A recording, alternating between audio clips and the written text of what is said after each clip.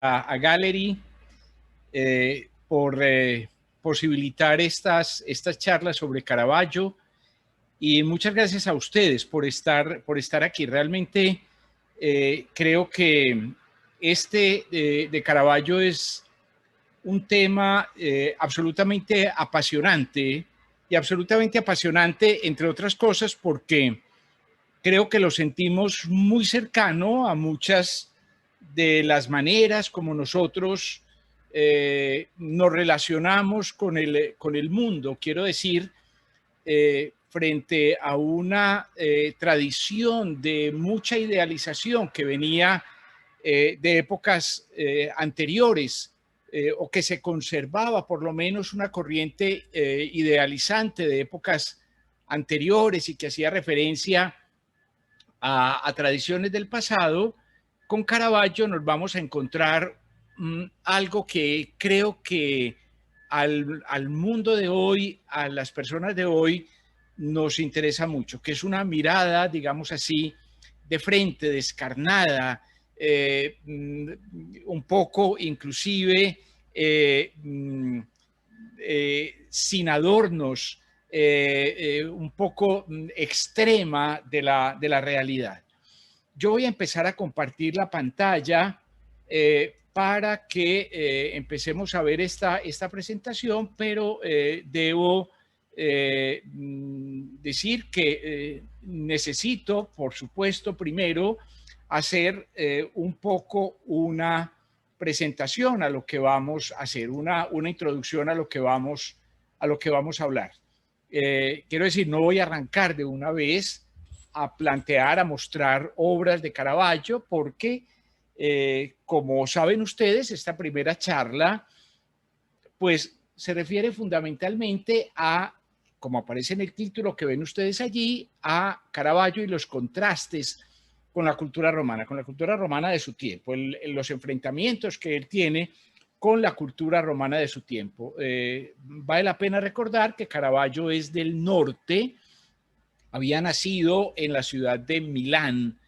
Durante mucho tiempo se pensó que había nacido en el pueblo de Caravaggio, y de allí su apodo. Él no se llamaba Caravaggio, Caravaggio no era su apellido era Merisi, Michelangelo Merisi da Caravaggio, Michelangelo Merisi de la ciudad de Caravaggio. Ahora hablaré un poco de dónde sale ese asunto, pero vamos a hablar de él es de Milán, es del norte, digamos así, y vamos a encontrárnoslo básicamente a partir, no sabemos muy bien, posiblemente a partir del año 1594, es decir, cuando tiene unos 23 años de edad, posiblemente en ese momento llega a Roma. No lo sabemos muy bien, pero aproximadamente en ese momento llega a Roma, y ahí vamos a encontrarnos unos conflictos, digamos así, unos enfrentamientos. Me parece que es importante que nos ubiquemos en la época, nos ubiquemos en este momento. Estamos hablando del siglo XVI, y tal vez una de las cosas fundamentales que podríamos decir es que la gran figura del siglo XVI, de buena parte del siglo XVI, pero que es Miguel Ángel Buonarroti, que va a morir en el año de 1564. Había nacido en 1475, muere a los 89 años de edad, muere en 1564, pero la verdad es que la figura, la obra de Miguel Ángel va a seguir siendo, pues digamos así, como el punto de referencia fundamental. No solamente en el arte, sino también en ámbitos culturales, de pensamiento, inclusive religiosos, muy extensos. ¿Qué es este siglo XVI? 1500, siglo XVI. ¿Qué es este siglo XVI? Es el siglo de las crisis más violentas que había vivido Occidente, por lo menos hasta el mundo actual, hasta el mundo contemporáneo. Posiblemente el siglo XX y nuestro corto siglo XXI se llevan la palma en situaciones críticas, pero antes de eso, pues debemos remitirnos al siglo XVI, tanto que quisiera señalar que cuando a mediados del siglo XX se empezó a pensar, hombre, ¿cómo podemos imaginarnos, cómo podemos un poco hacer cuentas de esta crisis tan brutal a la que nos han sometido, en la que nos han sumido las dos guerras mundiales y demás? Digo, en el siglo XX, muchos teóricos, muchos historiadores, también muchos historiadores del arte pensaron que la mejor referencia era el siglo XVI. ¿Qué había pasado allí? Había habido crisis de todo tipo y condición. Crisis de orden económico, por supuesto. Piensen ustedes que las grandes ciudades comerciales, que eran las ciudades en los siglos anteriores, que eran las ciudades del Mediterráneo, las ciudades comerciantes del Mediterráneo, esas repúblicas marítimas como Génova o como Venecia, por supuesto, y Florencia, que no era marítima, pero que era también una gran potencia económica. Esas potencias económicas se habían prácticamente desmoronado por distintos motivos, las guerras, por un lado, pero también el hecho de que los turcos se habían apoderado del Mediterráneo y el comercio se había vuelto muy complicado, pero además había surgido otra cosa a finales del siglo, que había sido un nuevo continente, América, y entonces unas rutas de navegación fundamentales ya no pasaban por ahí, ya no pasaban por Venecia. Ya para venir a América no había que salir de Venecia o pasar por Florencia y demás. Y cuando empiezan a aparecer las rutas por el norte, hacia Norteamérica en concreto, pues entonces nos vamos a encontrar que hay una serie de ciudades como son básicamente las ciudades holandesas que van a cobrar una importancia fundamental. Crisis económica entonces muy fuerte, crisis también, por supuesto, religiosa con el problema de la reforma. Luego tendré que volver sobre eso. Estamos celebrando prácticamente los 500 años de la reforma protestante. En el año de 1520 justamente, pues fue el año en el cual el Papa León X excomulgó a Martín Lutero. Ya la ruptura era prácticamente total desde el año anterior, desde 1519, pero en 1520 fue la excomunión de Lutero, y entonces un poco esa ruptura de la iglesia, o fundamentalmente esa ruptura de la iglesia, que va a generar también un hecho catastrófico, que son las guerras de religión en Europa. Europa se llena de guerras de religión por todas partes, y eso es una cosa dramática. Yo siempre digo que posiblemente ninguna guerra se justifica, ninguna guerra es justa, pero hay una situación que es particularmente triste y particularmente dramática con el hecho de que estemos peleando por asuntos religiosos, que la gente se mate por la virginidad de María, que la gente rompa con su familia por el culto a los santos, cosas que son realmente, que creo que acaban siendo realmente muy dolorosas. Pero no solamente eso, no hay solamente problemas religiosos, hay también problemas, digamos, de orden científico. Estamos ante una serie de planteamientos de orden astronómico. Piensen ustedes, por ejemplo, en Kepler y Copérnico. Y luego a finales del siglo nos vamos a encontrar que también Giordano Bruno, este monje italiano, pues está en esa línea de decir, no, la Tierra no es el centro del mundo, el hombre no es el centro del universo. Estamos montados en un planeta que gira alrededor del Sol. Nosotros no nos alcanzamos a imaginar la crisis existencial que representó en el siglo XVI el hecho de que estábamos montados en un planeta que giraba, que iba por el universo. No sabíamos de dónde venían ni para dónde iban, no sabíamos si con qué nos íbamos a chocar y cuándo nos íbamos a chocar, y ni siquiera, vale la pena decirlo, puede sonar un chiste, pero ni siquiera podíamos bajarnos de ese mundo en el que estábamos montados.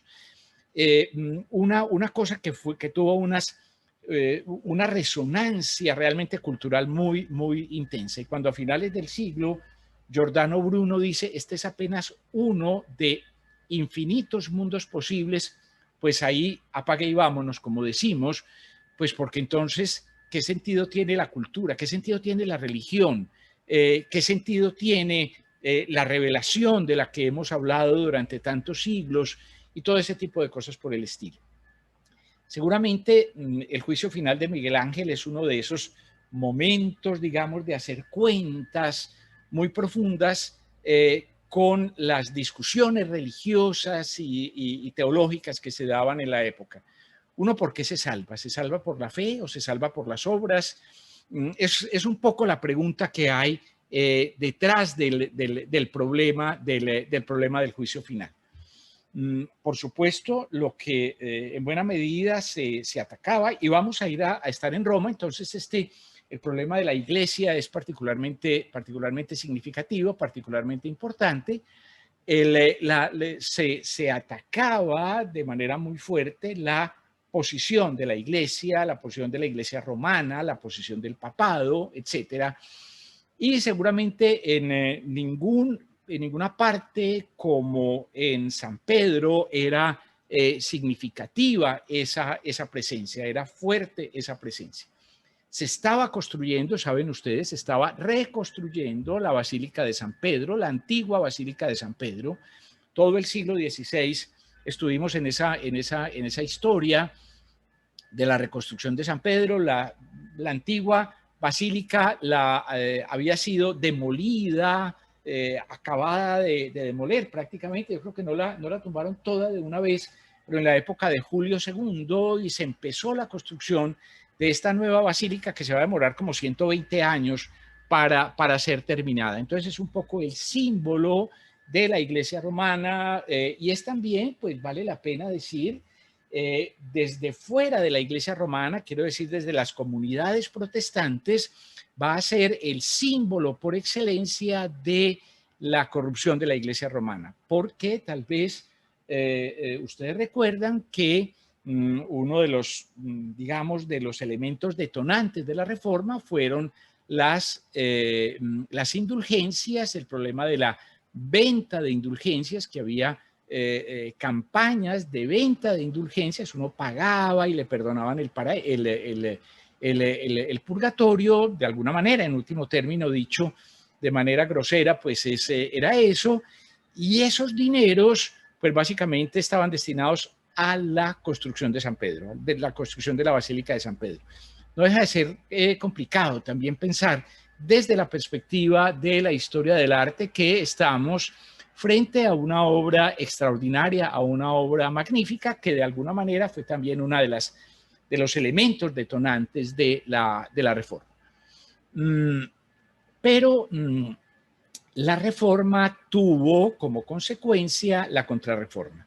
Y de manera concreta, pues nos vamos a encontrar el hecho de que el Papa Julio II convoca un concilio que es el Papa Pablo III convoca un concilio que es el Concilio de Trento. Ese concilio va a sesionar a lo largo de 20 años, en realidad tiene 4 sesiones.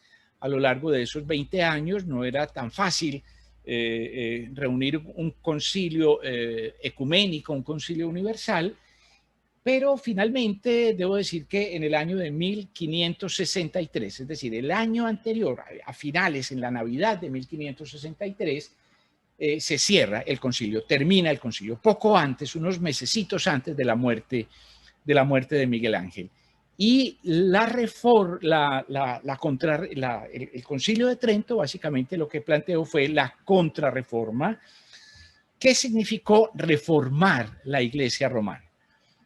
Finalmente, después de que llevábamos 200 o 300 años hablando de que era necesario reformar la iglesia, pues finalmente el Concilio de Trento, digamos así, toma el toro por los cuernos y establece una cantidad de asuntos que tienen que ver con la reforma de la iglesia. Es importante decir que a partir del final del Concilio de Trento, es decir, a partir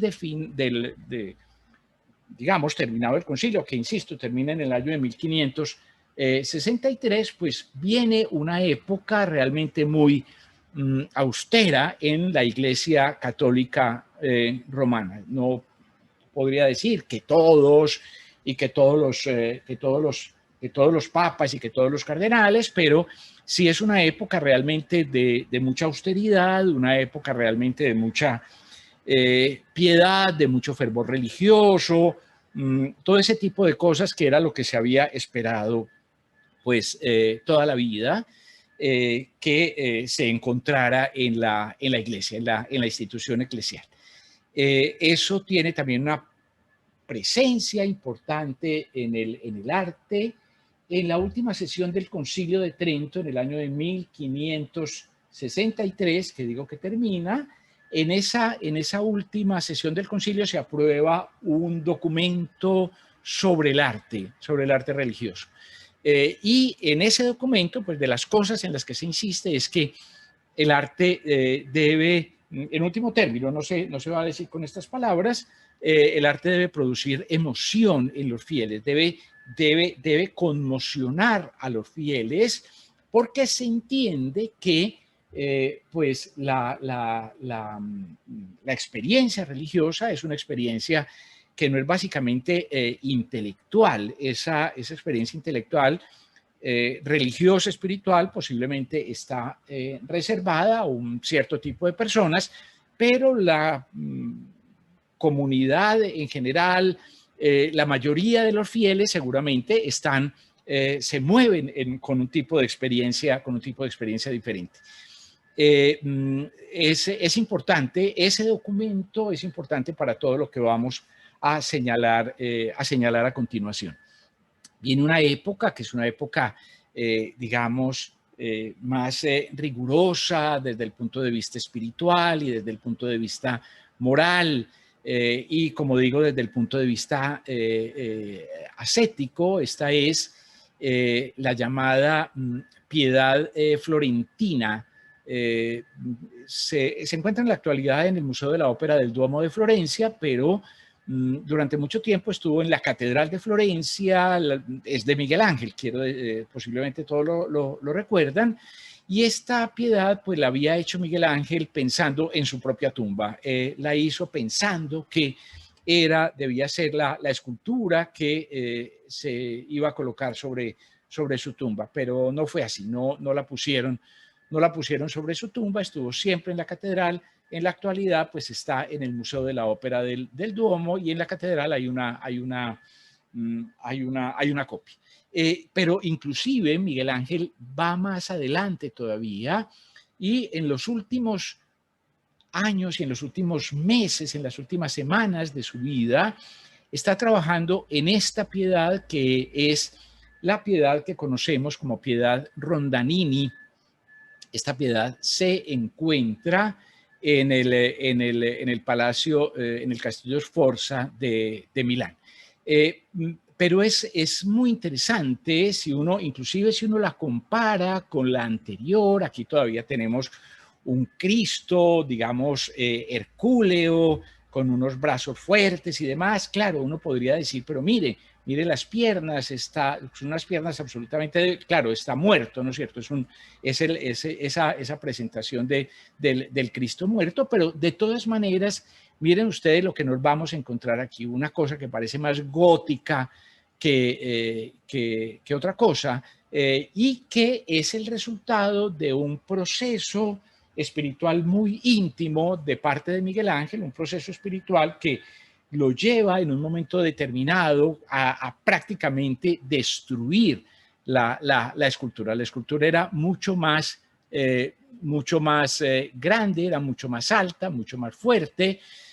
Sabemos, por ejemplo, que donde está la cabeza de la Virgen, en realidad eso era el hombro, era originalmente, por aquí estaba el hombro de Cristo, y en un momento dado, pues él empezó a destruir eso y quedó finalmente esta obra inconclusa, por supuesto. Vieron ustedes dónde está este brazo. Esto era un brazo, el brazo de Cristo, el brazo de Cristo. Entonces ustedes se imaginan pues un poco la estructura, el cuerpo pues desbaratándose, pues desvaneciéndose el cuerpo de Cristo, pero una escultura mucho mayor que la que vemos, en la actualidad.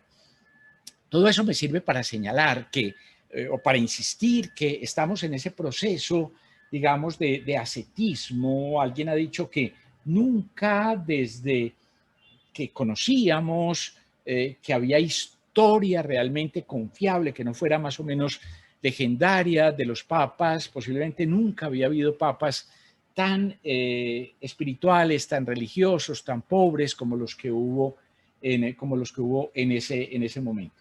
Sin embargo, es necesario decir que la contrarreforma católica, la contrarreforma que impulsa, que se desarrolla a partir del Concilio de Trento, es muy exitosa, tiene mucho éxito, y nos vamos a encontrar que hay una reacción muy favorable en muchos contextos, en muchos ámbitos europeos, y hay sectores, inclusive naciones enteras, que vuelven otra vez a la iglesia católica.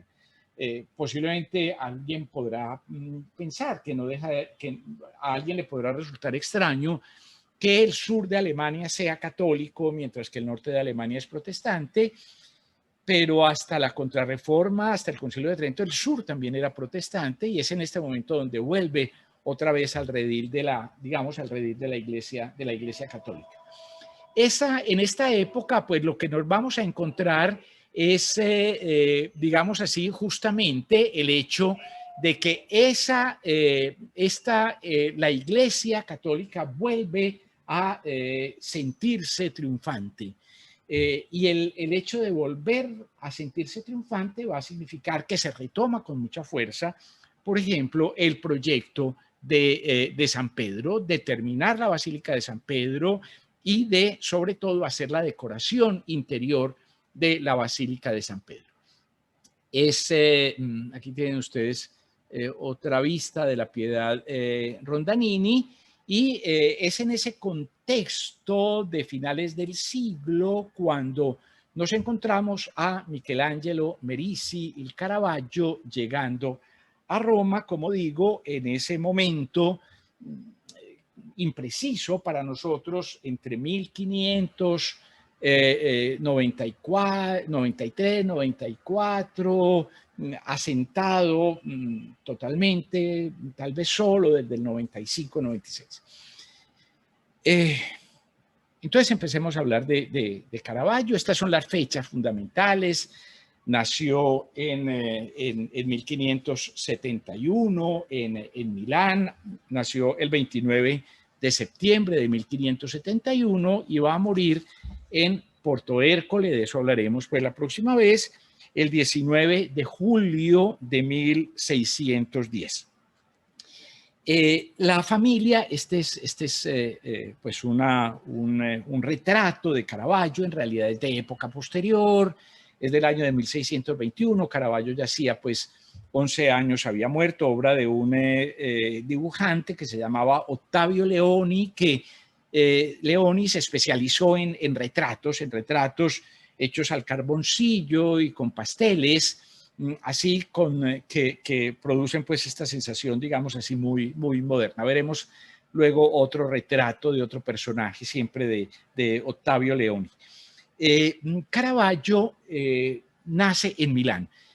Digo que siempre, durante mucho tiempo, se pensó que había nacido en Caravaggio y que de ahí, de esa localidad, que por eso de ahí era su apellido, sabíamos que su familia era de esa localidad de Caravaggio. Sin embargo, hace unos años se descubrió la partida de bautismo de Caravaggio en Milán, y entonces se pudieron, digamos, organizar una serie de asuntos que antes no quedaban tan claros. La familia, los padres de Caravaggio se habían casado tal vez en el año de 1570, el marqués de Caravaggio había sido, había sido su padrino de bodas, lo que le llevaría a uno a pensar que no eran una familia mejor dicho, que fueran una familia destacada, una familia pudiente de Caravaggio, pero en realidad tal vez no.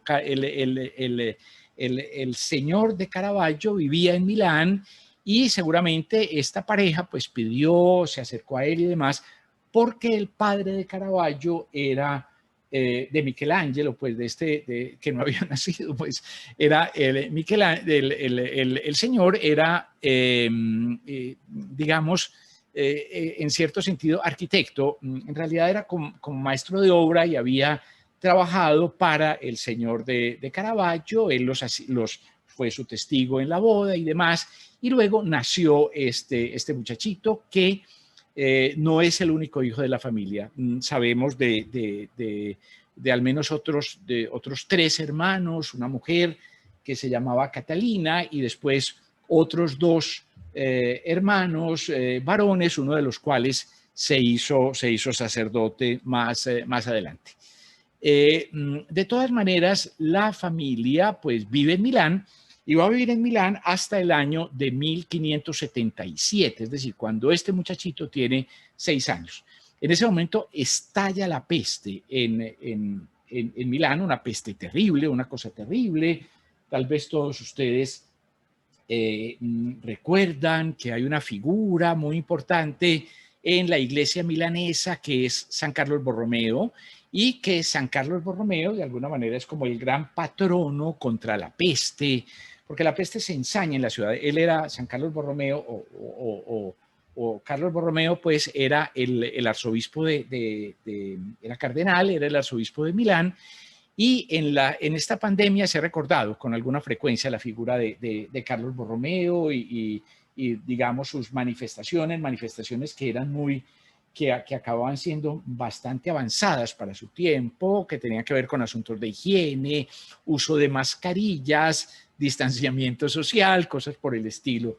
Y la familia de esta familia, los Medici, pues resolvieron irse para el pueblito, algo similar a lo que ha hecho mucha gente en la actualidad, es mejor irse al campo. Ellos resolvieron irse para el pueblito de Caravaggio pensando que estaban allí más seguros. Sin embargo, pocos días después de llegar al pueblito, el padre enferma de peste y muere, y luego muere el abuelo y un tío, y los 4 muchachitos pues quedan solos con su mamá. Y van a vivir allí. Michelangelo en concreto, este personaje que es el que nos interesa, pues va a vivir en Caravaggio hasta el año de 1584, hasta, por lo que sabemos, hasta el año de 1584, porque en ese año de 1584 nos encontramos que existe, ojo, él tenía 13 años de edad. Recordemos que había nacido en el 71. Nos encontramos que existe un documento notarial, un contrato, como se hacía en la época, un contrato de aprendizaje. Él entra a estudiar, entra a aprender en el taller de este señor que ustedes están viendo aquí, en un autorretrato suyo. Este señor se llamaba Simone Petersano. Simone Petersano era pintor, maestro, pintor, tenía una obra pues digamos así, reconocida. Hoy nos parece que no es tan bueno, pero Petersano, por ejemplo, en este retrato, insisto, es un autorretrato, él escribe abajo, y solamente quisiera señalar que aquí dice pues veneciano, Tiziano, alumnus. Venecianus, Tiziani, alumnus. Es alumno del veneciano Tiziano. Tiziano era el más grande pintor reconocido de su tiempo. Ya para estas alturas del partido, pues Tiziano había muerto. Tiziano seguramente es la figura más alta del Renacimiento veneciano. Petersano había sido, pues se reivindica él como alumno de Tiziano. Este autorretrato inclusive es hecho en momentos en los cuales ya Michelangelo Merisi estudia con él, este muchachito estudia con él. la pintura y va a estar allí durante 4 años estudiando con Petersano hasta el año de 1588. Eso era normal, siempre se hacía pues había unos contratos de aprendizaje y demás. Piedad, la piedad es la escena del descendimiento de Cristo.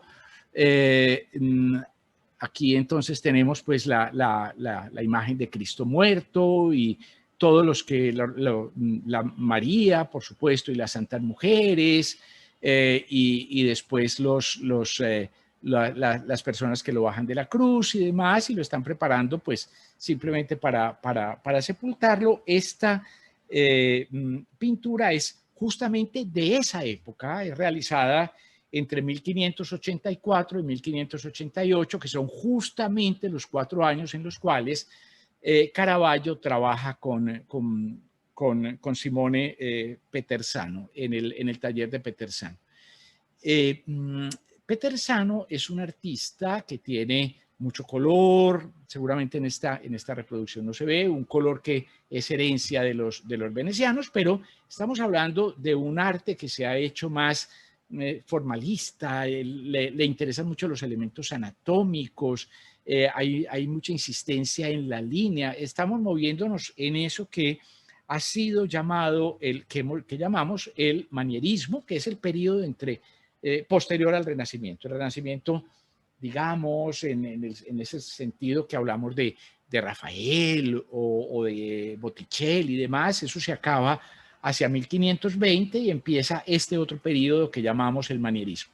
Esto es muy manierista, de la misma manera que seguro pues este tipo de pintura que también es de Petersano pues es manierista, un poco pinturas muy elaboradas y demás. Ahí estudia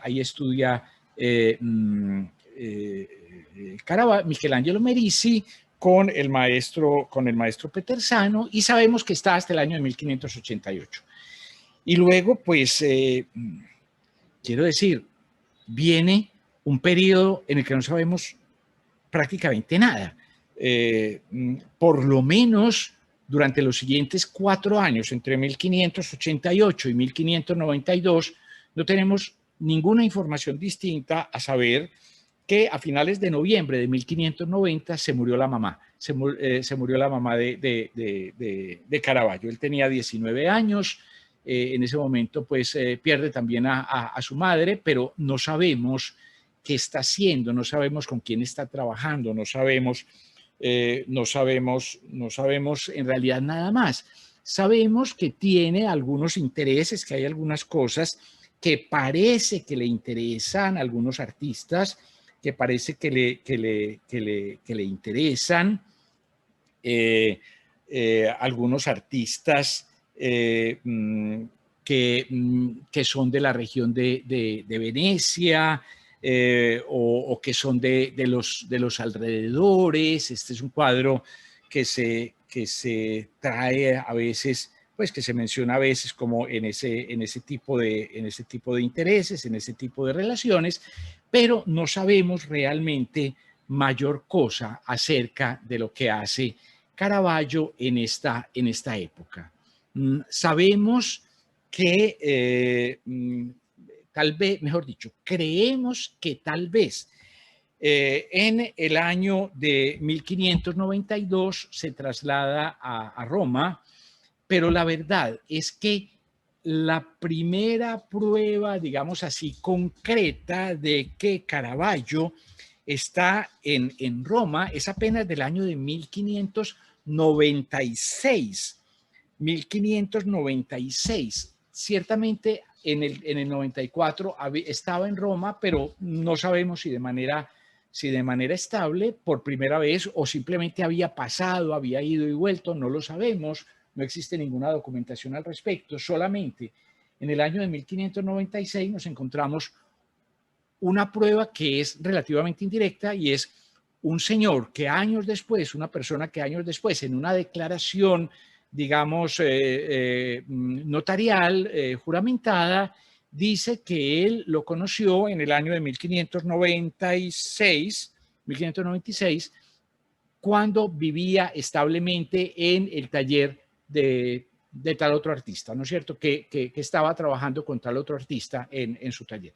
Entonces tenemos un periodo realmente amplio, realmente largo, en el que no sabemos mayor cosa de Caravaggio.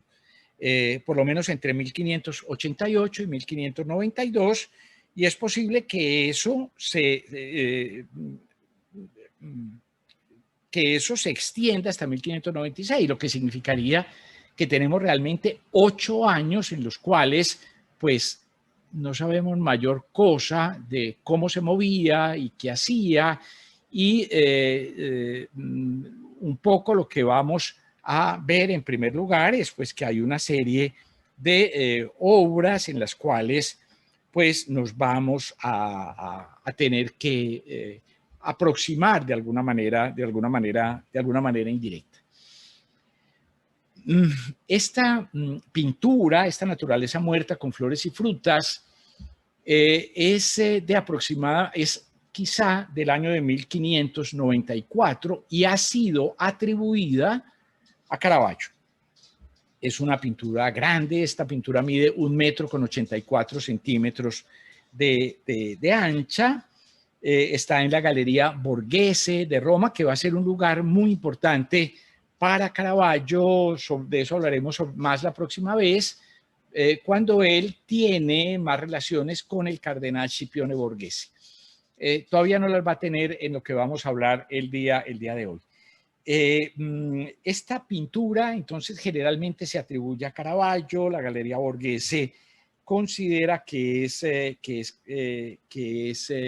una pintura de Caravaggio, pero no hay una unanimidad en ese reconocimiento. Otros teóricos, otros críticos consideran que es una pintura caravallesca, es decir, una pintura de esas que se hicieron luego a la manera de Caravaggio, y que quizá podría deberse a un pintor holandés de ese contexto de los caravallistas de la ciudad de Utrecht.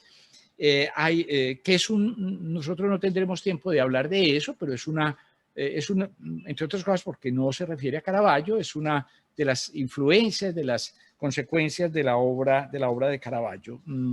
De las cosas que se dice frente a esta obra es que pues aquí falta el brillo que nos vamos a encontrar siempre en la obra de Caravaggio.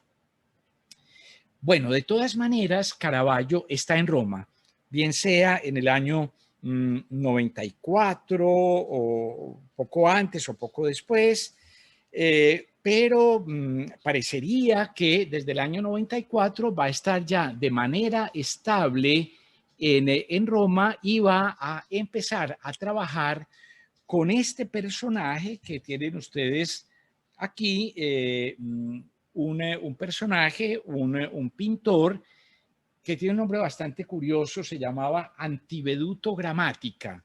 Grammatica era el apellido porque su padre era gramático, entonces va a tomar ese apellido de su padre. Y lo de Antiveduto es una historia pues, que tiene que ver con su nacimiento. Antiveduto significaría literalmente visto antes, porque los padres iban hacia Roma, la madre estaba pues en embarazo, por supuesto, iban hacia Roma, y en el camino el muchachito se vino antes de tiempo, y entonces un poco lo que el padre dijo, esa palabra la pronunció el padre, yo ya había visto Antiveduto, pues esto era Antiveduto, yo ya lo había visto que iba a ocurrir, y entonces le dieron ese nombre, realmente es el nombre suyo. ¿Qué es lo que sabemos? Sabemos que Caravaggio trabaja en el taller de Antiveduto Grammatica en los momentos en los cuales está en Roma, o en los momentos en los cuales llega a Roma. No es un artista particularmente, digamos así, importante La verdad, valdría la pena como señalarlo aquí, la verdad es que cuando Caravaggio llega a Roma, el ambiente que se encuentra es un ambiente bastante débil, un ambiente artístico bastante débil. Y vamos a ver que es débil no solamente por el lado de Caravaggio, por el lado que le interesa a Caravaggio, sino también por otros. Esto es una pintura de Antiveduto Gramática que representa la escena de David que es celebrado cuando llega pues donde los israelitas llevando pegada de una estaca la cabeza de Goliat. Que digo que estos artistas que no eran muy buenos van a tener una cierta fortuna en la Roma de su tiempo y es interesante. Por esto hacía referencia a toda aquella cosa del principio de la Contrarreforma en el sentido de que pues una de las manifestaciones que tuvo la Contrarreforma, el hecho de que la Iglesia realmente se reformara, fue que se rebajaron los gastos, se rebajó el interés de la Iglesia por hacer obras de arte y demás. Y eso hizo también que los artistas más importantes, más destacados, pues se fueran yendo para otras partes. Y en Roma, en realidad, en esta época no había grandes artistas. Debo decir, sin embargo, creo haberlo dicho ya al principio, que esa situación de ascetismo, pues va a empezar a cambiar a partir de justamente de esta década de los años 90 en el siglo XVI.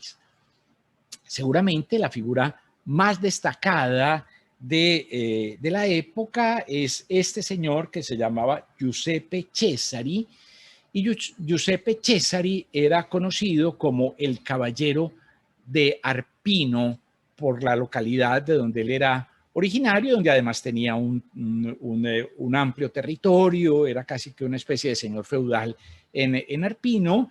El caballero de Arpino, este Giuseppe Cesari, pues va a destacarse sobre todo por la pintura decorativa. Esto que vemos aquí, que estamos viendo aquí, es una obra de este señor, el Caballero de Arpino, en Nápoles, en la Certosa de Nápoles, en la Certosa de San Martín, en Nápoles. Una obra en la cual, un tipo de obra en la cual es experto el Caballero de Arpino, que son estas decoraciones con figuras relativamente pequeñas, figuras relativamente poco comprometedoras. Lo que importa en esto finalmente es, digamos, la sensación de decoración que hay, todos los elementos de estucos cubiertos de laminilla de oro o pintados en dorado, cosas por el estilo.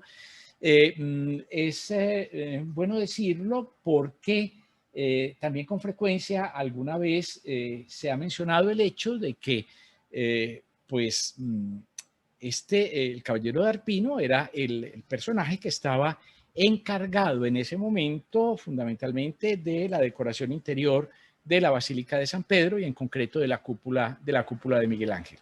Bueno, pues Caravaggio trabaja con Antiveduto Gramática y trabaja con el Caballero de Arpino, pero en el año de 1597 pues tiene una suerte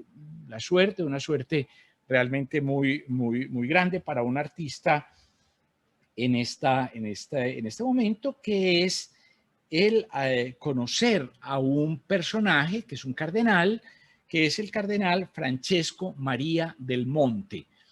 Esto es un retrato de Francesco María del Monte, otra vez de aquel personaje, de aquel artista Ottavio Leoni que habíamos visto al principio.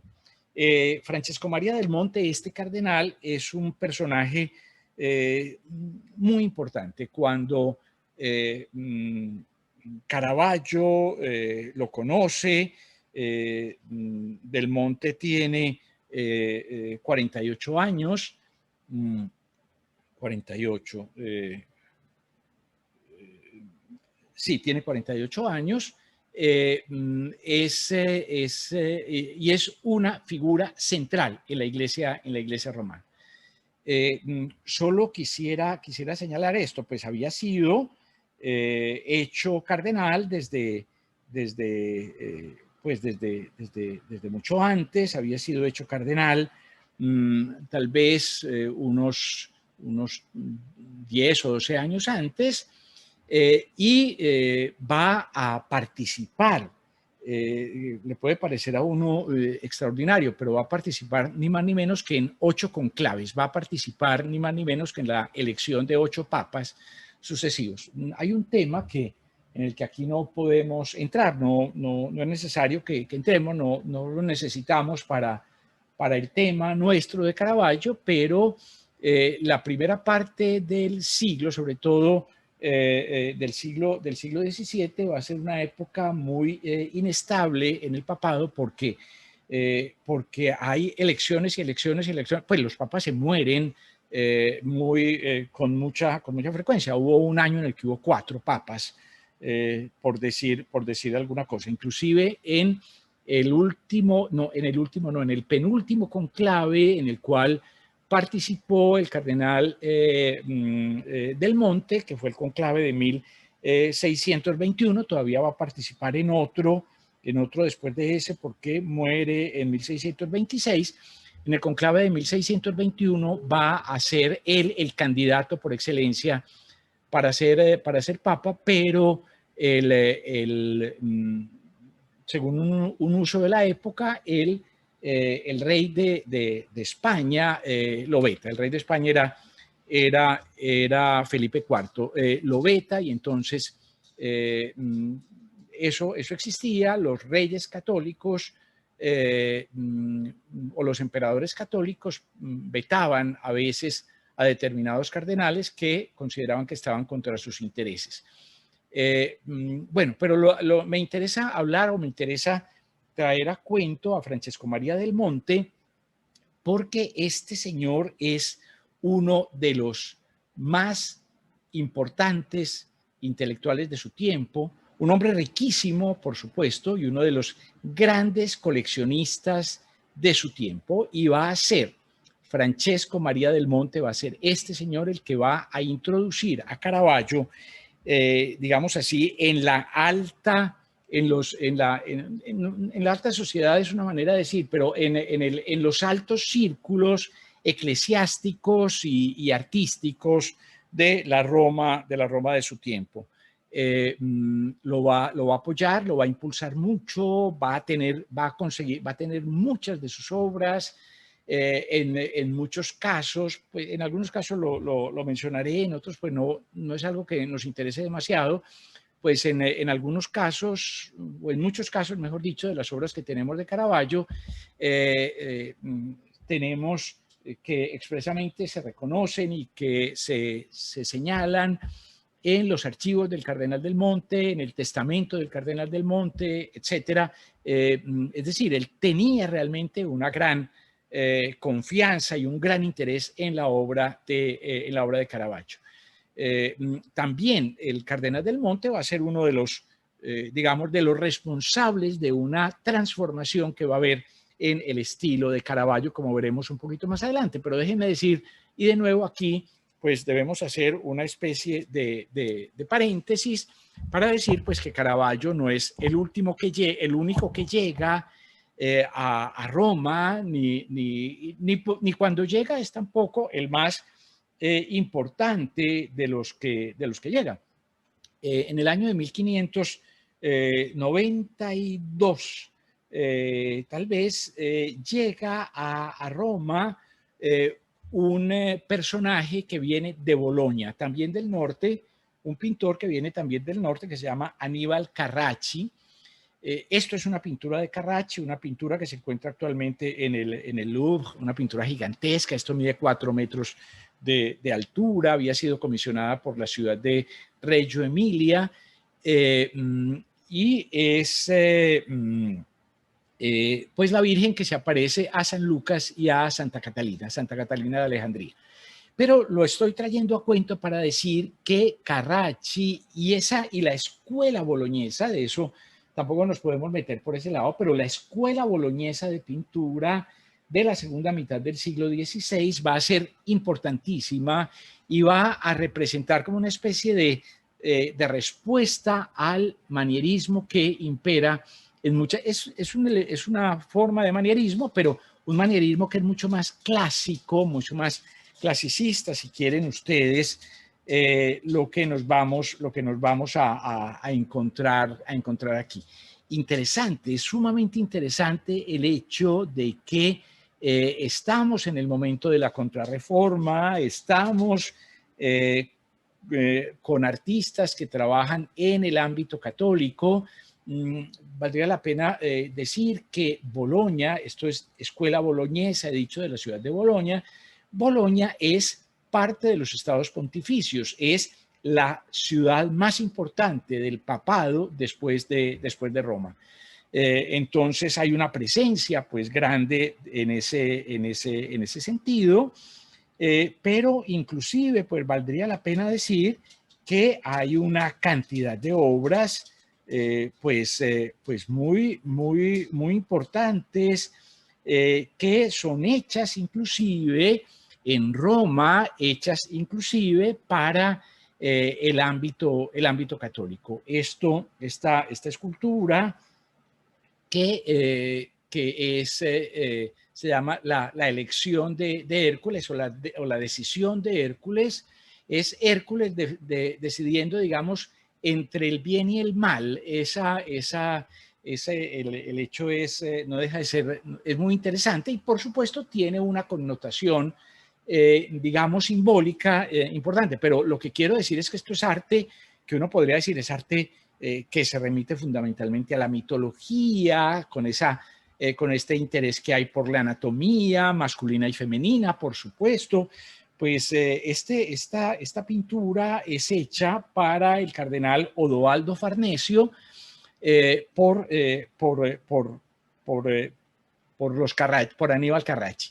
De la misma manera, él se mueve en esta otra dirección. Esto nos puede parecer un poquito más parecido a lo que vamos a encontrarnos en Caravaggio, y es muy interesante porque mientras que Carracci está haciendo esto que ustedes están viendo aquí, de hecho está realizando al mismo tiempo su obra cumbre, su obra más importante, y la obra más importante de Aníbal Carracci, que va a ser realizada entre 1597 y 1602, ojo, en la misma época, exactamente en la misma época en la cual Caravaggio está pintando, también en Roma, también para eclesiásticos, también para cardenales. La obra más importante que va a realizar Aníbal Carracci en Roma es esto. Esto es la bóveda de lo que se llama la Galería Farnesio, la galería del Palacio Farnesio. El Palacio Farnesio es el palacio del cardenal Odoaldo Farnesio, una cardenal de una familia papal. El Papa Pablo III era Alejandro Farnesio, y esta es una de las familias pues más importantes, digamos, dentro de la iglesia católica. Ellos han terminado su palacio, el Palacio Farnesio, que tiene, no me puedo detener en la historia de la construcción del Palacio Farnesio, está en el campo de las Flores, en el campo dei Fiori de Roma, y un palacio tan importante que lo terminó Miguel Ángel, fue Miguel Ángel el que lo terminó. Pero entonces había una área, una sala que es la que va a pintar esta bóveda, esta galería impresionante que va a pintar Aníbal Carracci con temas mitológicos. Déjenme decir una cosa, que en la época en la que Aníbal Carracci está pintando esto, se dice que esto es como la nueva Capilla Sixtina del arte, y los temas son mitológicos. El triunfo, son los amores de Ariadna y Baco. Es el triunfo del amor. Claro, eso tiene, por supuesto, se puede decir que eso tiene una dimensión mitológica, pero que también tiene una dimensión simbólica. El triunfo del amor, al fin de cuentas, es el triunfo de la caridad, es el triunfo de la iglesia y demás, pero la manera que se escoge para representarlo, pues es tan compleja como esto que ustedes ven acá. En esta misma época, mientras los Carracci, Aníbal Carracci, digo a veces los Carracci porque es que en realidad ellos eran tres, dos de ellos son los que trabajan juntos aquí, que son Aníbal y Agostino Carracci, pero básicamente, digamos, el más importante es Aníbal. Pues esto se admira profundamente en Roma. Tiene, como digo, se dice que esta es como la nueva Capilla Sixtina de Roma, que nos vincula con la antigüedad, que nos vincula con el arte clásico, que nos vincula con lo mejor de la cultura antigua y demás. Pero al mismo tiempo, en el mismo contexto, en el mismo ambiente, también de eclesiásticos y demás, se admira intensamente el trabajo de Caravaggio. Y entonces voy a empezar, esto es posiblemente del año 1593, esta figura. Bueno, entonces vamos a continuar y nos encontrábamos, estábamos viendo este Baco enfermo. Ese es el nombre que se le ha dado. Es una obra que seguramente es de Caravaggio, que se reconoce como obra suya. Inclusive debe ser aproximadamente hacia 1593. Se reconoce inclusive la vinculación con las obras de su maestro Petersano, porque hay en un fresco de Petersano hay una figura, una sibila que está exactamente en la misma posición, es decir, parece ser que la composición fuera tomado de allí. Lo que es más interesante en este caso, debo decir otra cosa, con mucha frecuencia se ha reconocido o se ha pensado que esto es un autorretrato de Caravaggio. Tal vez una de las cosas que es más interesante notar es el sentido, digamos así, irónico, burlesco, con el cual enfrenta Caravaggio este tipo de problemas. ¿Por qué? Venimos, por supuesto, venimos de la tradición renacentista y manierista, sobre todo de la grandeza de lo clásico y de la idealización de lo clásico. Y aquí, pues, el Baco no tiene nada de idealizado, ¿no es cierto? Alguien ha dicho que más que un Baco enfermo, es un Baco, digamos, con resaca, un Baco enguayabado, que básicamente es a eso a lo que se refiere. Ese tipo de juegos son muy importantes en esta época. La actitud de Caravaggio es una actitud que baja los ideales, digamos, de las órbitas de la mitología y de la metafísica, y nos hace mirar la realidad corriente. La siguiente obra, vamos a ver que esto tengo que ponerlo aquí para que pase. La siguiente obra, esta es una obra que no se sabe si es de Caravaggio, posiblemente es una copia de un original perdido. Existe la referencia a la obra de un niño que pela una pera realmente, y hay una cantidad de copias, hay una cantidad de versiones, hay varias versiones que se atribuyen a Caravaggio y que posiblemente todas ellas son copias de un original perdido.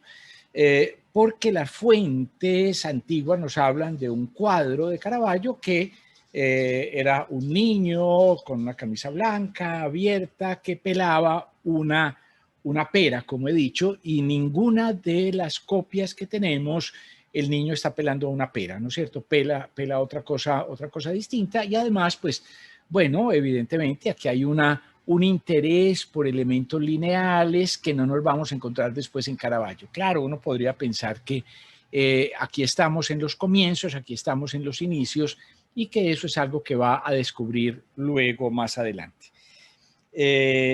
Muchacho con canasta de frutas, esto es también más o menos, posiblemente es desde de ese año 1593, también hace referencia a cierto ambiente del norte de Italia, de esa región, digamos, lombarda en concreto. Se hace referencia a un artista concreto que se llama Vincenzo Campi, que tiene un cuadro relativamente similar, un cuadro en el cual, sin embargo, el personaje no es un muchacho, sino un personaje mayor. El cuadro es realmente de los más conocidos de esta primera época de Caravaggio, y es un cuadro en el cual pues está patente también un asunto que es conveniente, lo voy a mencionar un poquito más adelante, que es la presencia de estos muchachos en la obra de Caravaggio. El cuadro tiene una serie de elementos que son realmente muy interesantes, y que hacen que nos centremos o bien en el rostro del muchacho, pero también y sobre todo en la canasta de frutas. La canasta de frutas va a destacarse sobre el cuello, un cuello larguísimo en este caso, ¿no es cierto? Eso es muy manierista, que muy claro, la camisa, ¿cierto? Como esa especie de cortina blanca al lado y lado de la canasta, que hace que se destaque muchísimo la canasta de frutas. Estamos hablando o empezamos a hablar de algo que que son las naturalezas muertas. En Caravaggio no es que Caravaggio invente este tema de la naturaleza muerta, la llamamos así, se llama así, estos bodegones reciben también, los bodegones reciben también ese nombre de naturaleza muerta, aunque pues puede que no esté muerta, ¿no es cierto? Lo que quiero señalar es de todas maneras que en estas en estas frutas, en estos conjuntos básicamente de frutas son las que él trabaja, hay siempre, es verdad, es claro, en Caravaggio hay un elemento muy notable, y es que estas frutas son frutas que están casi que pasadas, podríamos decir,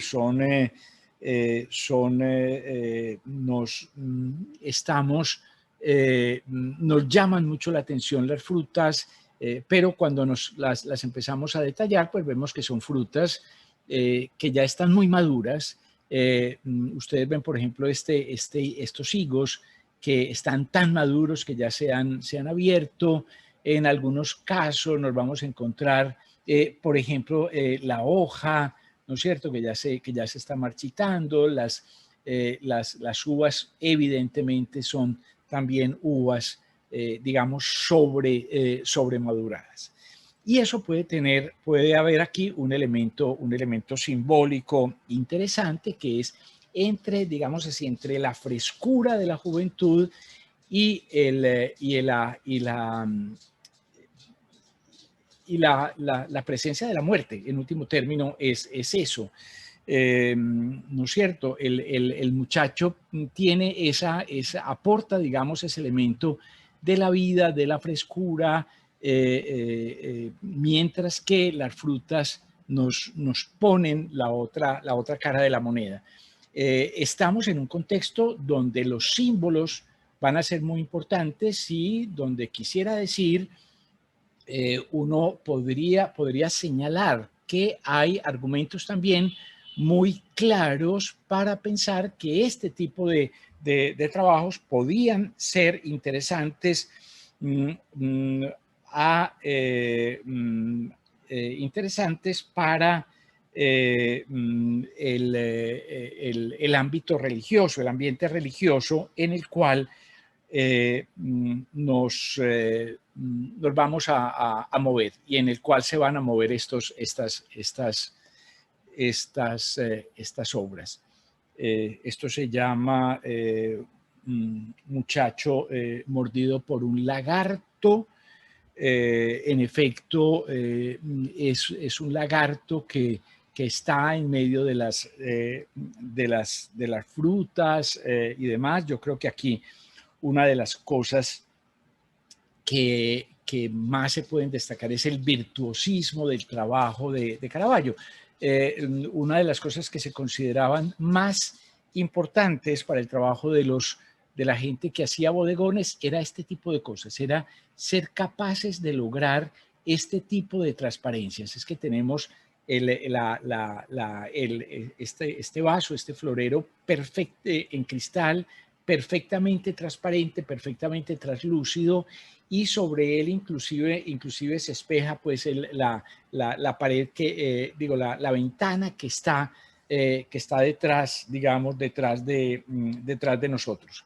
De una manera, pues, digamos, así como simbólica, también, pues, en las naturalezas muertas, esas luces eran muy importantes porque también tenían un elemento simbólico y funcionaban como, digamos, como las manifestaciones de la luz sobrenatural.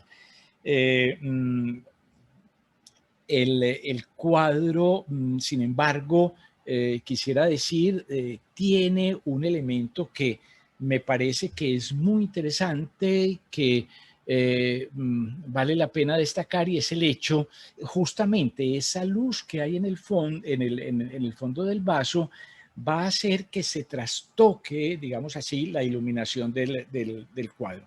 Déjenme notar, quiero señalar cómo en ninguna de las pinturas que nos hemos encontrado, ni básicamente en las que nos vamos a encontrar a continuación tampoco, el fondo es importante. El fondo prácticamente desaparece y es la figura contra el fondo lo que es significativo. Esta es otra versión del mismo asunto, otra copia. La anterior está en la National Gallery de Londres, esta está en Florencia. Lo que nos habla de un asunto que no deja de ser importante. Lo que quisiera destacar es el hecho de que posiblemente estos cuadros, es lo que creemos, que estos cuadros son tan exitosos, empiezan a ser tan exitosos, que Caravaggio hace copias. Mejor dicho, no es porque tenga varias copias para ver quién se las compra, sino que son cuadros que cuando llega otra persona que lo conoce, yo también quiero ese cuadro, y entonces nos vamos a encontrar posiblemente distintas copias del mismo cuadro. Estamos hablando hacia 1595, más o menos. Esta es una de las primeras obras ciertamente reconocidas de Caravaggio. Esta pintura, pues, que es un San Francisco en éxtasis. Quizá lo que más quisiera destacar en este caso, y posiblemente en el caso siguiente también, va a ser que caigamos en la cuenta de cómo usa las luces Caravaggio. ¿Hacia dónde vamos? Vamos hacia esa historia que vamos a llamar el claroscuro, y también inclusive el tenebrismo, la idea de hacer unos fondos muy oscuros. Esto, pues, no podría decir que aquí hay un paisaje. Claro, en un sentido conceptual puede que sí, pero aquí no vemos prácticamente nada del paisaje. Él hace unos fondos completamente oscuros y pone unas luces rasantes sobre las figuras. Esas luces rasantes hacen que se destaquen contra el fondo oscuro. Es una manera de manejar el espacio. Ante todo, valdría la pena señalar ese tema.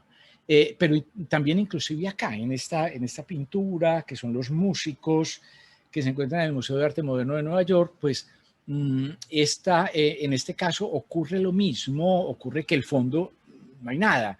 Quiero anotar una cosa que tiene que ver con una pintura que veremos la próxima semana, que no deja de ser curioso.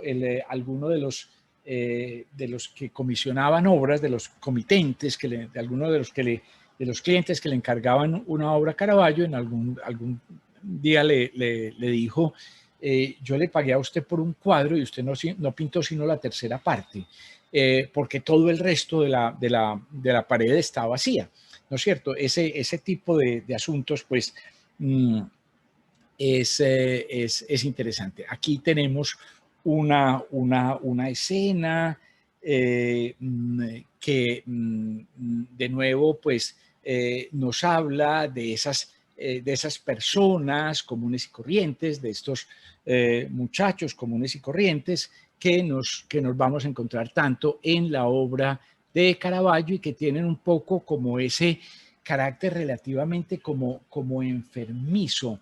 Esto creo que es una cosa que es importante destacar, y es que frente, por ejemplo, a la exaltación anatómica que nos encontrábamos en las pinturas de Aníbal Carracci, que veíamos hace un momentico, aquí no nos encontramos eso. Aquí son personajes en muchos casos escuálidos o fofos, como veremos ahora algún caso más conocido.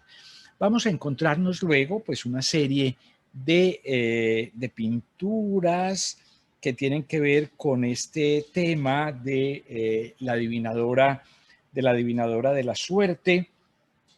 Y aquí lo que nos vamos a encontrar, este es uno pues de los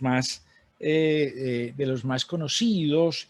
Es importante decir que hay muchos, no sé, hay unos 4 o 5 de estos cuadros hacia mediados de estos años 90, donde se retoma este tipo de temáticas.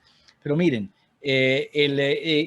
¿cuál es la escena? ¿Cuál es el tema? Es una adivinadora de la suerte, una gitana, digamos, básicamente, que adivina la suerte y que de manera absolutamente convincente, pues encanta al muchacho, que finalmente se relaja y deja que le adivinen la suerte, y en todos los casos, o por lo menos en varios de esos casos, lo que ocurre realmente, que apenas si se ve en algunas oportunidades, es que la gitana lo que está haciendo es que le está robando el anillo, ¿no es cierto? Lo relaja, le soba la mano, lo toca y demás, él se relaja y entonces le roba el anillo. De nuevo, dos cosas que podrían ser interesantes, que son interesantes de destacar.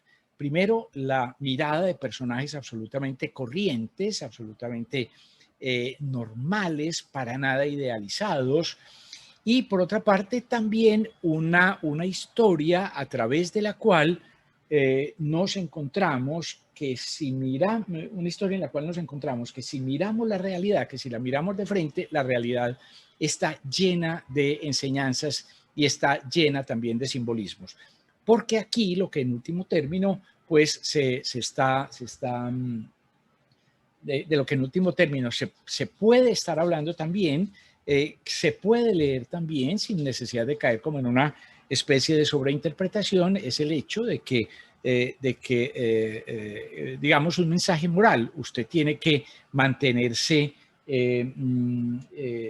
digamos, atento frente a las tentaciones. Usted tiene que estar atento, porque si usted se relaja, el mal se lo lleva por delante. Esa historia es básicamente la que está aquí. De alguna manera, pues, señalar cómo bajo ciertas condiciones, pues entonces la persona se relaja, pero no necesariamente solo en sentido social, como podría ser en este caso, sino también en un sentido moral, y lo que nos vamos a encontrar es las consecuencias son esas. O consecuencias como estas, que básicamente hablan de lo mismo. Estos jugadores de cartas es de los cuadros más simpáticos que uno puede ver en esta época, en este contexto. Claro, uno podría decir, posiblemente, se ha dicho a veces, que este personaje, el personaje del que está espiando las cartas que tiene y que le está indicando con los dedos al del frente, que está haciendo la trampa con el del frente, pues está muy cercano al otro, que el otro se va a haber dado cuenta de que lo están espiando, mientras este se saca de la espalda, se saca la carta que necesita para jugar. Entonces es siempre, miren ustedes, aquí hay siempre una contraposición entre, digamos así, de alguna manera, entre el bien y el mal. Bueno, un detalle de esa pintura, voy a acelerar un poquito, nos vamos a encontrar luego un par de cuadros con el tema de el músico que toca el laúd. Existe uno en el Hermitage, este es del Hermitage de San Petersburgo, y otro en el Museo Metropolitano de Nueva York. Esta pintura aparece mencionada en los inventarios del Cardenal del Monte, es decir, era de las obras que el Cardenal del Monte le había encargado, le había comprado, le había pedido a Caravaggio. Siempre estas pinturas pues están descritas de manera muy minuciosa. Pues en ese caso concreto, pues lo que nos vamos a encontrar es que se dice que es un lautista que canta una canción de amor junto a una pues frente a un florero. Sabemos inclusive qué canción está tocando, ¿no es cierto? Es tal la minuciosidad, tal la perfección del dibujo en este caso, que se puede saber exactamente que está cantando. Es un madrigal que se llama Tú sabes que te amo, de un compositor flamenco que se llama Arcadelt. Hasta ese punto, pues es posible llegar en ese caso. Las pinturas aquí son, digamos, casi iguales. Bueno, aquí es donde se puede notar más claramente ese asunto. Las pinturas son prácticamente iguales, las dos, las del Metropolitano y las del Hermitage. Están básicamente la actitud es fundamentalmente lo mismo. Aquí falta el florero, y hay algunos detalles pues diferentes, pero básicamente es lo mismo.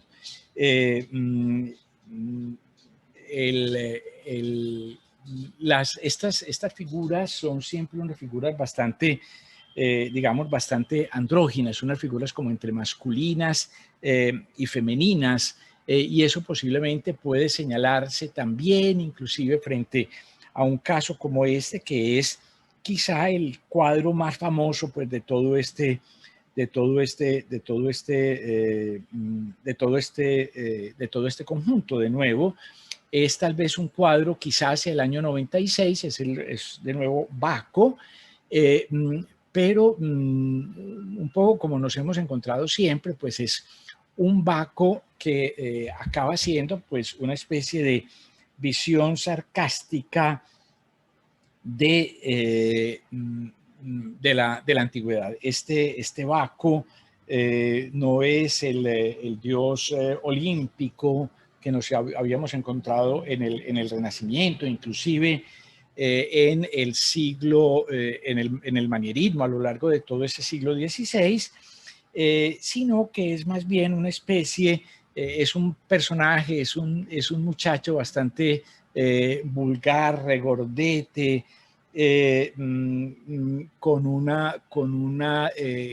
digamos, con una insistencia en elementos que son francamente vulgares. Ahora veremos un detalle, un poquitico más a continuación, bueno, veámoslo de una vez, un detalle, miren ustedes el detalle de la mano del Baco, el Baco con las uñas sucias, literalmente con las uñas sucias. Esa historia de, digamos, de agarrar los modelos ideales de la tradición y llevarlos a lo más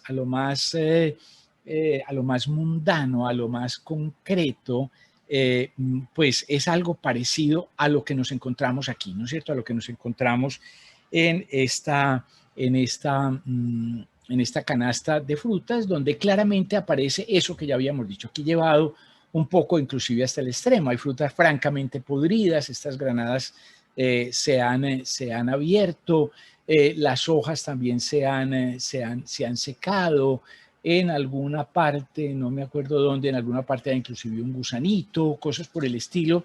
Estamos hablando de esa historia, de ese hecho que hemos venido diciendo desde el principio, ¿no es cierto?, de la eliminación de la distancia entre lo ideal y lo real, ¿no es cierto? No existe ese mundo de lo ideal, existe el mundo de lo concreto, existe el mundo de lo real, el mundo de lo cotidiano, y es ahí donde nos encontramos el sentido de las cosas. Cuando nos vamos, aquí estamos hablando de una serie de pinturas que son esencialmente pinturas mitológicas, pero ya vamos a, digamos, de estilo mitológico, pero ya vamos a llegar básicamente a un ámbito más, a un ámbito religioso.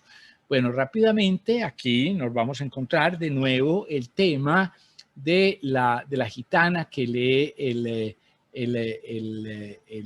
que lee la mano y que básicamente lo que hace es que le está sacando el anillo pues al muchacho mientras lo entretiene y lo embolata. Estas muchachas que nos vamos a encontrar pues se caracterizan además como gitanas por la ropa, por la tela en la cabeza, por los tejidos, quiero decir que tienen esos elementos y demás. María Magdalena, estamos de nuevo un cuadro pintado dentro de ese contexto de la alta, digamos, de la alta sociedad artística, bueno, y en este sentido también económica romana. Esto es un cuadro que estaba en la colección Pamphili, en la colección del príncipe Pamphili, que es otra de esas familias, como decía ahora, de los Farnesio o demás. También los Pamphili pues son de esas familias papales. Lleno esto de elementos también simbólicos. Lo que nos encontramos en el piso son pues todas las joyas abandonadas. Es una Magdalena pues digamos penitente. Posiblemente ese frasquito es un frasquito de esencias que hace referencia pues a la Magdalena, digamos, a la lectura equivocada de la Magdalena que que baña los pies de Cristo en perfumes y con sus lágrimas, ¿no es cierto? Que evidentemente sabemos que no era la misma, la misma persona, pero la misma mujer. Pero es interesante el hecho de cómo se representa, entre otras cosas, porque vamos a encontrar que muy rápidamente vamos a encontrar esas mujeres también que se representan de esa manera. Este es uno de los cuadros quizá más conocidos también de esta época. También pertenecía a la colección Pamphili. De hecho, sigue estando en el Museo Doria Pamphili de Roma. El tema es el descanso en la huida a Egipto, el descanso de la Sagrada Familia en la huida a Egipto. El,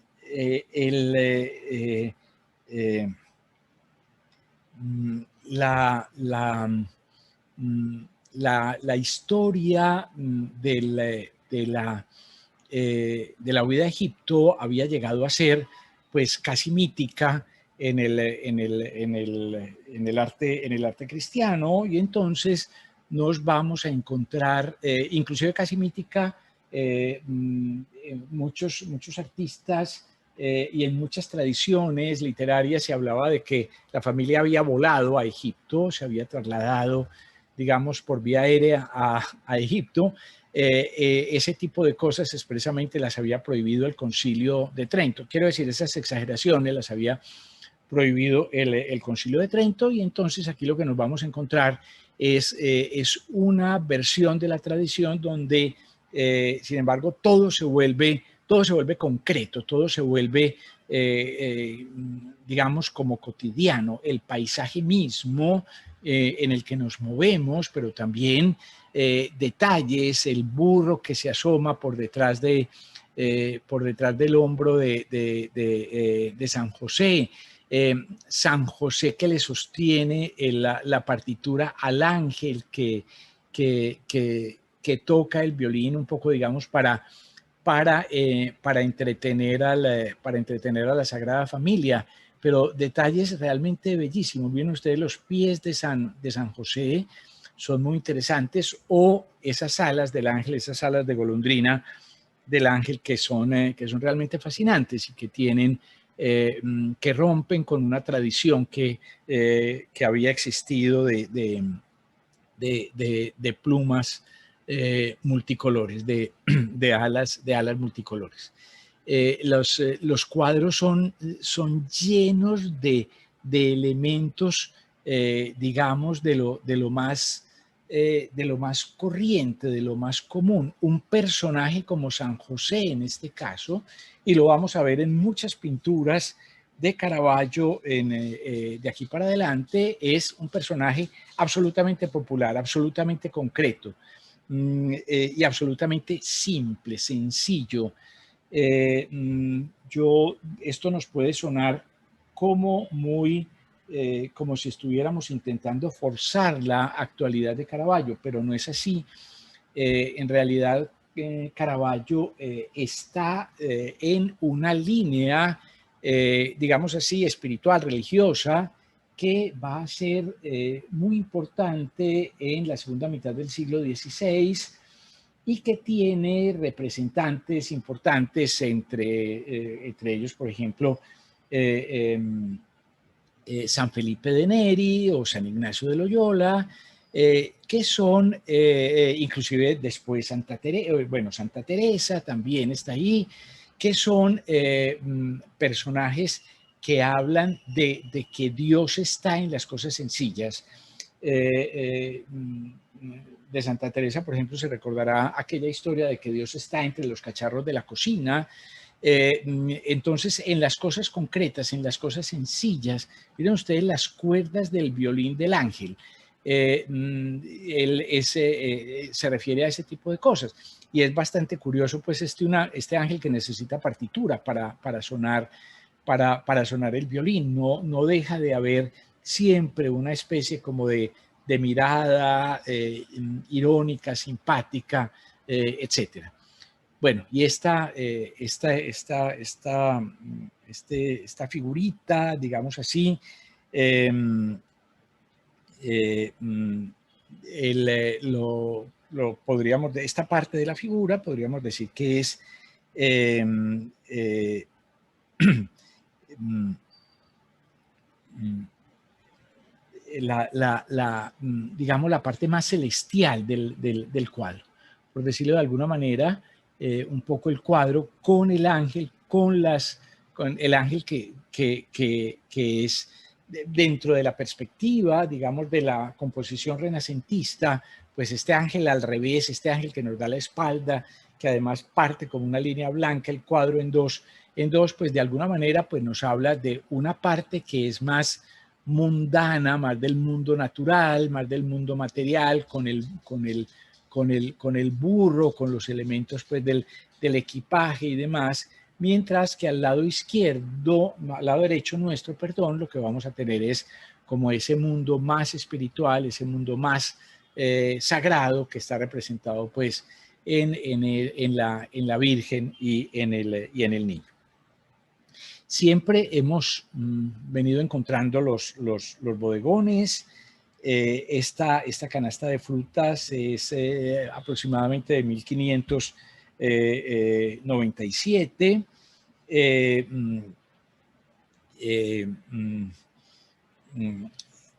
La Caravaggio decía en algún momento que era necesario poner tanto esfuerzo en pintar una fruta o un jarrón como en pintar una figura humana, pues como en pintar una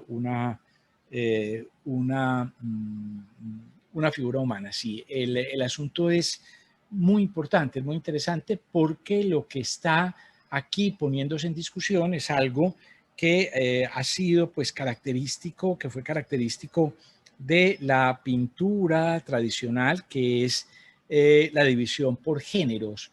Es mucho más importante la pintura de personas, son mucho más importantes ciertos determinados temas y demás. En realidad esa preocupación de Caravaggio por las cosas concretas abre una perspectiva que nos lleva hacia una manera distinta de entender el arte que continúa pues hasta nuestros días. Quiero señalar básicamente dos cosas. Señalar en primera instancia el fondo del cuadro. Miren ustedes esto. Evidentemente, la canasta de frutas está como sobre una superficie, como sobre una mesa posiblemente. En el borde de la mesa se está saliendo. Aquí no es tan exagerado. Después, la próxima vez vamos a ver un caso en el que uno le parece que se va a caer ya la canasta. Se está saliendo, es decir, él logra generar ese juego de espacios, pero lo que quiero destacar es el hecho de que no es simplemente que él pone un fondo vacío, por decirlo de alguna manera, él pinta ese fondo, es una pared en el sentido más riguroso de la palabra, revocada, con todos los juegos de textura que uno pueda imaginarse. Lo traigo a cuento porque esto era, dentro de la concepción tradicional de la pintura, esto era simplemente un fondo, digamos, que podía ser más o menos escenográfico, unas cosas por el estilo, pero él aquí hace una cosa que realmente nos obliga a utilizar un concepto que es más del siglo XIX y del siglo XX que de finales del siglo XVI. Y es que esto es pintura. Esto es una pintura que realmente lo que hace es hacer una pintura. Realmente lo que aquí nos encontramos es esa insistencia en lo que se está efectivamente pintando. Y después, pues bueno, lo que ya hemos señalado, toda este trabajo que nos saca simplemente de la anécdota y nos traslada a un plano simbólico. Esta es Santa Catalina de Alejandría, y es interesante señalar que en esta pintura de Santa Catalina o en esta otra pintura, donde nos vamos a encontrar a Marta, es una pintura que se llama Marta y María Magdalena. Pues lo que nos vamos a encontrar son mujeres absolutamente corrientes, las más corrientes que uno pueda imaginarse. Es cierto, Caravaggio era un hombre, digamos así, de los bajos fondos. Él, aunque vivió parte de su estancia en Roma en el palacio del Cardenal del Monte, que era el Palacio Madama, que se llama en la actualidad el Palacio Madama. El Palacio Madama es el palacio del Senado romano, del Senado italiano en la actualidad. Uno de los grandes palacios romanos es el Palacio del Cardenal del Monte, seguramente con muchas renovaciones y cosas posteriores. Pero entonces Caravaggio vivió ahí algún tiempo, pero el hecho es que él era de bares, de tabernas, de prostíbulos. Tenía en ese sentido, pues desde siempre tenía una mala fama, la mala fama de andar mucho con prostitutas, de frecuentar mucho prostíbulos. Y aquí hay un asunto que quiero traer a cuento, pues, o miren ustedes, en un caso como este, quiero traer a cuento qué es que son los muchachos que nos encontramos. Yo quisiera decir que posiblemente, yo creo que se ha exagerado y se ha especulado más de la cuenta con la posible o supuesta homosexualidad de Caravaggio. La fama que tenía en su tiempo era realmente la contraria, era un mujeriego. El problema que nos vamos a encontrar, que lo va a obligar a abandonar la ciudad de Roma en el año de 1606, va a ser que mató a un tipo en una pelea por una mujer. Es posible que hubiera también relaciones sentimentales con estos muchachos. No lo sabemos, no está claro. La mayor parte de las cosas o muchas de las cosas de este tipo que sabemos de Caravaggio proceden de un teórico del siglo siguiente que se llamaba Bellori, y Bellori odiaba a Caravaggio y le parecía horrible, y entonces muchas de las cosas que él decía realmente se ha demostrado que eran falsas. Algún crítico, sin embargo, dice una cosa que es lo que yo quisiera señalar frente a este tema, y es que dice: en realidad a mí no me interesa si Caravaggio era homosexual o no era homosexual. Eso no es el problema de su pintura. Sus pinturas tienen una lectura que es propia, que es independientemente. En buena medida no nos interesa la vida privada de los artistas. Nos interesan las obras que los artistas han creado. Esto, pues este tema es, por supuesto, el Judith decapitando a Holofernes. Y aquí empezamos a entrar en un tema que es realmente el tema, digamos así, del drama, de la violencia, de la presencia de la muerte, si quieren ustedes, del asesinato. Judith está absolutamente tranquila, digamos, decapitando a Holofernes, que alcanzó a gritar, pues, pero no pudo reaccionar, mientras que la anciana que la acompaña, que de nuevo pues es un personaje absolutamente popular, pues está francamente aterrorizada con lo que está viendo. Judith está, digamos, tensa, pero segura de lo que hace. Debe ser, es una mujer, de nuevo, una mujer corriente, es una mujer simple, es una mujer que posiblemente es parte de esas mujeres, digamos, de los prostíbulos que él frecuentaba y donde encontraba este tipo de modelos. Y la anciana, pues es, de nuevo, pues ni qué decir, pues un personaje cotidiano, popular, sacado, digamos así, del ambiente más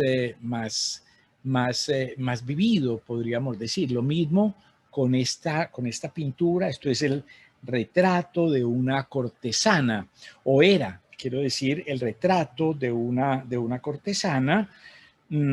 Es el, la, posiblemente el parte, digamos, como del juego del asunto. Este cuadro no se conserva porque estaba en el museo del Kaiser Federico ¿cómo se llama? En Berlín. Y lo mismo que otras obras, son varias obras de Caravaggio y muchas obras de otros artistas, pues se quemaron en el final de la Segunda Guerra Mundial. Entonces esto no se conserva. Voy a avanzar un poquito con este tema que nos empezamos a encontrar de elementos, si quieren ustedes, como elementos que no dejan de ser, donde está siempre como el elemento del horror. No es segura la atribución de esta pintura. Esto se encuentra en Dublín. Pero puede que sea una copia. Vamos a ver enseguida otra versión del mismo tema que se encuentra en Crimea, pero creo que es muy interesante ver la actitud de los personajes. Judas que besa a Cristo, que levanta la veladora, la linterna, detrás del casco de este soldado, este otro que se asoma y que huye gritando. Son siempre pues ese tipo de escenas, de elementos muy impactantes. A mí me parece, miren ustedes este detalle, es que esa sucesión de rostros es realmente muy impactante, realmente muy impresionante. El naturalismo de cada una de esas miradas. Me gusta particularmente la actitud de este personaje, que posiblemente es uno de los apóstoles, que está literalmente con la boca abierta.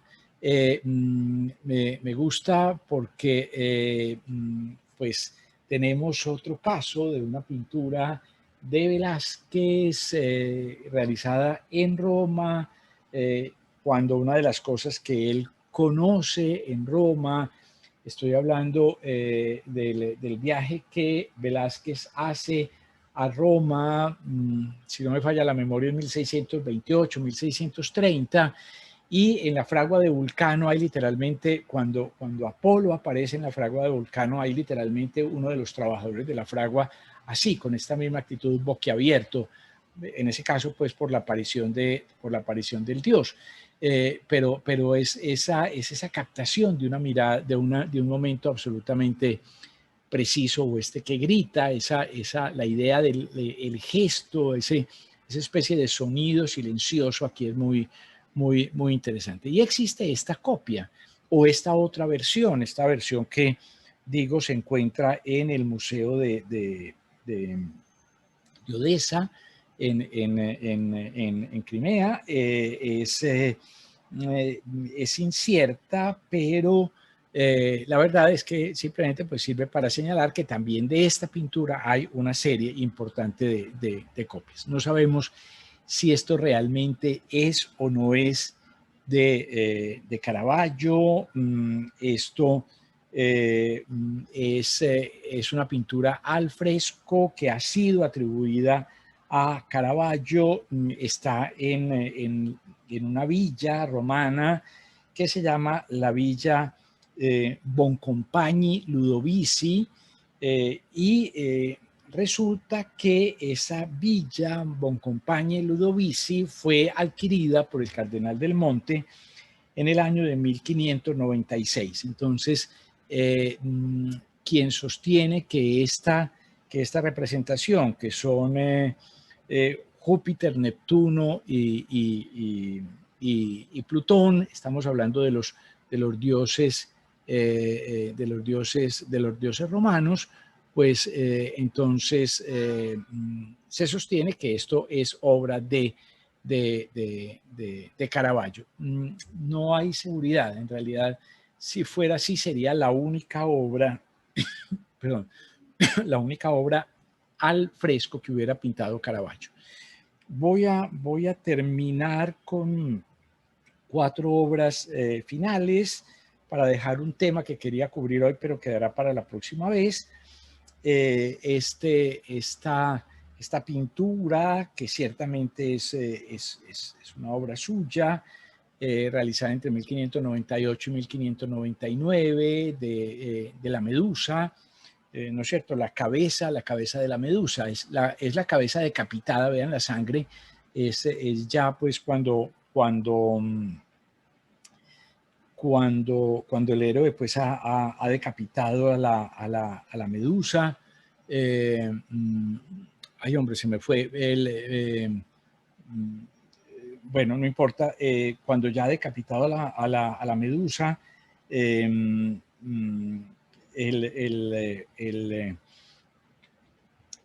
posiblemente era una pintura que formaba parte de un escudo, mejor dicho, la idea formaba parte, el rostro de la Medusa formaba parte. Perseo es el que decapita a la Medusa, es el nombre que se me había ido. La cabeza decapitada de Medusa se encontraba en un escudo ceremonial de uno de los grandes duques de Toscana, y el cardenal del Monte, que era toscano, pues entonces un poco para reivindicar y para recordar, pues digamos, para reivindicar su vinculación con el Gran Ducado de Toscana, siendo el cardenal en Roma, pues le pide a Caravaggio que pinte esta obra. Rápidamente, esto se llama Narciso, es una obra que también es discutida, si es efectivamente de Caravaggio, se ha discutido mucho tiempo, algunos todavía la discuten en la actualidad, pero en general se reconoce como obra de Caravaggio. A mí personalmente me parece que es una de las obras más increíbles de Caravaggio. A mí me encanta esta pintura, me parece que esta historia de la conversión de la escena en un rectángulo, pues es muy potente, es muy poderosa, y luego, pues, porque le permite hacer digamos, como trabajar en una cantidad de niveles de luz y de sombra, pues que creo que es de especial interés. Esto es un retrato de Caravaggio. Caravaggio pintaba también retratos. Este clérigo, este joven clérigo, pintado en el año de 1599, pues es realmente el retrato de un clérigo que se llamaba Matteo Barberini, y Matteo Barberini va a ser el Papa Urbano VIII, perdón, a partir del año de 1623. Y para Urbano VIII es para quien ya pues ha muerto Caravaggio hace mucho tiempo, para quien Bernini va a realizar muchas de sus obras. Creo que es muy importante también aquí el juego, eso que hemos estado diciendo, pues esos juegos de luces, esa manera como él organiza las luces de los fondos para destacar la pintura. Y termino con este David, que está en el Museo del Prado, con esta figura de David en el Museo del Prado. No hay ninguna duda de que corresponda a Caravaggio, es del año 1600. de nuevo, lo que nos vamos a encontrar es, digamos, como el elemento dramático, estas figuras decapitadas, y entonces esas figuras decapitadas van a ser en muchas oportunidades, pues la Medusa que ya hemos visto, Holofernes, que ya lo veíamos, Goliat y luego San Juan Bautista. Esas figuras son de alguna manera pues como manifestación de lo más dramático de la realidad, ¿no es cierto? Que es la impotencia ante la muerte, el dolor, la tragedia que no puede evitarse. Yo voy a suspender ahí, bueno, porque ya se nos acabó el tiempo y la próxima vez vamos a empezar por esta Capilla Contarelli.